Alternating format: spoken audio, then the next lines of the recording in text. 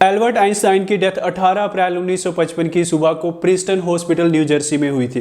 Albert Einstein एक smoker थे और बहुत ज़्यादा स्मोक करते थे। एल्बर्ट आइंस्टाइन की डेथ एनेरिज्म की वजह से हुई थी, जिसमें ब्लड वेसल काफ़ी वीक हो जाती हैं या फिर चौड़ी हो जाती हैं और बैलून की तरफ फूल जाती हैं, और ये ज़्यादातर आर्टरीज में होती है। जब आइंस्टाइन की डेथ हुई थी तो उनकी बॉडी की ऑटोप्सी उस टाइम पे जो पैथोलॉजिस्ट ड्यूटी पे था, जिसका नाम था थॉमस हार्वी, उसने की थी। और ये सुन के आपको एक साइंस फिक्शनल मूवी की तरह लगेगा, लेकिन ऑटोप्सी के टाइम पे आइंस्टाइन का दिमाग चुरा लिया गया था। 19th सेंचुरी में इंटेलिजेंट और जीनियस लोगों का दिमाग प्रिजर्व करके रखा जाता था, ताकि उनके दिमाग की स्टडी करके ये जाना जा सके कि उनकी इंटेलिजेंस का कारण क्या है। आइंस्टाइन को आइडिया था कि उनकी डेथ के बाद उनकी बॉडी के साथ ऐसा कुछ हो सकता है, और उन्होंने इसके लिए सख्त मना किया था। एल्बर्ट आइंस्टाइन का जन्म 14 मार्च 1879 को हुआ था, और ऐसा माना जाता है कि उन्होंने अपने जन्म से 5 साल तक एक वर्ड भी नहीं बोला था, और इसकी वजह से उनके पेरेंट्स को टेंशन होती थी कि हमारे बच्चे की जो मेंटली डेवलपमेंट है वो काफ़ी डिलेड है, और बाकी बच्चों के कंपैरिजन में इसकी डेवलपमेंट काफ़ी कम है।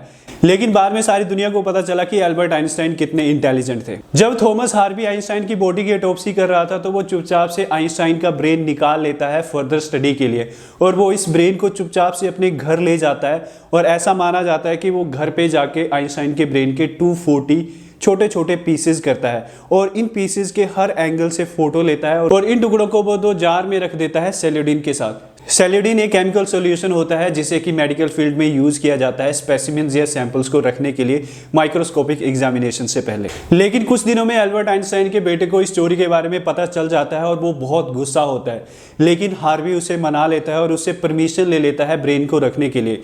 एल्बर्ट आइंस्टाइन का बेटा कहता है कि चलो ठीक है, आप ये ब्रेन रख लो, लेकिन इस ब्रेन का यूज सिर्फ साइंटिफिक रिसर्च के लिए होना चाहिए और किसी चीज के लिए नहीं होना चाहिए। परमिशन मिलने पे हार्वी बहुत खुश होता है और सोचता है कि अब तो मैं पता लगा के रहूंगा कि एल्बर्ट आइंस्टाइन की इंटेलिजेंस का राज क्या था। वो ब्रेन का कुछ हिस्सा अपने पास रखता है और छोटे छोटे पीसेज उस टाइम पे उस एरिया में जो फेमस न्यूरोपैथोलॉजिस्ट थे उनको भेज देता है, ताकि वो भी रिसर्च करके पता लगा सकें कि आइंस्टाइन की इंटेलिजेंस का राज क्या है। हार्वी को लगा कि अगर अलग अलग लोग मिलकर आइंस्टाइन के ब्रेन को स्टडी करेंगे तो शायद उन्हें आइंस्टाइन की इंटेलिजेंस का राज जल्दी पता चल जाए। लेकिन रिसर्च के रिजल्ट आने में बहुत टाइम लग गया, और पहले रिसर्च की स्टडी 1985 में सबके सामने आई, जब न्यूरोसाइंटिस्ट मारियन डायमंड ने अपनी स्टडी की रिपोर्ट में कहा कि शायद एल्बर्ट आइंस्टाइन के ब्रेन में ग्लियल सेल एक नॉर्मल इंसान के माइंड से ज्यादा थे।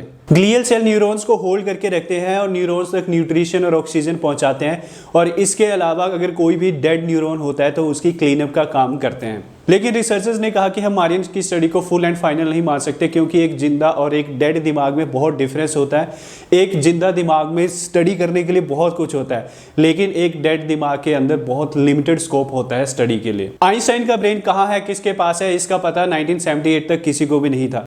1978 में एक रिपोर्टर ने कांजास में हार्वी को ट्रैक डाउन किया, और तब आइंस्टाइन के ब्रेन के बारे में लोगों को पता चला। आइंस्टाइन ब्रेन के कुछ पीसेस अभी म्यूटर म्यूजियम में है, जहां पे लोग इसे देख सकते हैं। इसके अलावा national museum of health and medicine in silver spring Maryland के पास भी आइंस्टाइन के ब्रेन के कुछ पीसेस हैं, लेकिन वो ओकेजनली ही इन्हें डिस्प्ले करते हैं। तो आइंस्टाइन का ब्रेन अभी भी इस दुनिया में है, और साइंटिस्ट अभी भी ट्राई कर रहे हैं ये फिगर आउट करने की कि आइंस्टाइन की इंटेलिजेंस के पीछे का राज क्या था, और ये पता करने की कि एक इंटेलिजेंट और एक जीनियस बंदे के दिमाग में ऐसा क्या होता है जिसकी वजह से वो इतने इंटेलिजेंट और इतने स्मार्ट होते हैं। थॉमस हार्वी ने आइंस्टाइन का ब्रेन क्यों चुराया, रिसर्च के लिए या फिर फेम के लिए, या वो एक्चुअल में इतना क्यूरियस था कि जानना चाहता था कि आइंस्टाइन की इंटेलिजेंस का राज क्या है?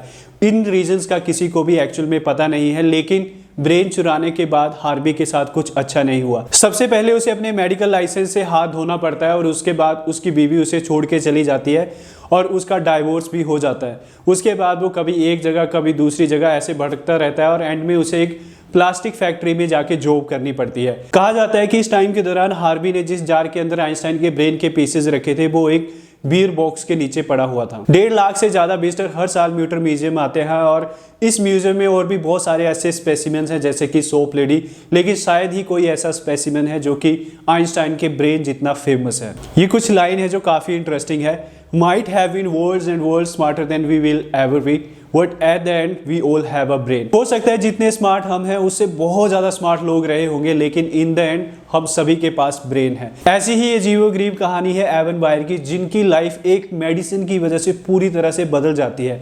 और एवन बायर की ये कहानी आप यहाँ पे क्लिक करके देख सकते हैं। आई होप इस वीडियो से आपने कुछ नया सीखा होगा, नया जाना होगा। Thank you so much for watching. मिलते हैं नेक्स्ट वीडियो में।